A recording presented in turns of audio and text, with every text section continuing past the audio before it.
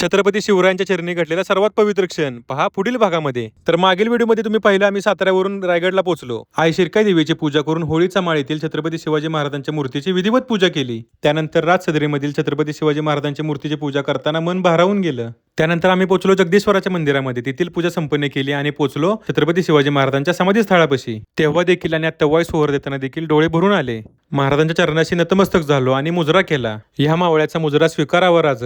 त्यानंतर श्री शिवप्रतिष्ठान हिंदुस्थान सातारा परिवारासोबत फोटो काढला. आणि ही पूजा आजच नव्हे तर गेली 36 वर्ष अखंडित सुरू आहे. गुरुवर्य श्री संभाजीराव बेडे गुरुजी यांच्या मार्गदर्शनाखाली. पूजा संपन्न झाली. आता परतीचा प्रवास धुक्यामधून वाट काढत काढत सुरू केला. प्रत्येक पावलांसोबत पायाला टोचणारे खडे काहीतरी शिकवण देत होते. टोचणाऱ्या खड्यांची पर्वा नव्हती, कारण पायाखालची माती शिवरायांच्या रायगडाची होती. त्यानंतर परतीचा प्रवास सुरू केला. पायरी मार्गातून येताना छोटे मोठे धबधबे पाहत आलो. अर्धा गड उतर झालो होतो, पण मन मात्र समाधी स्थळापाशीच होतं. तर आज सकाळी रायगड चढाई सुरुवात केल्यापासून मनामध्ये एक श्लोक चालू आहे.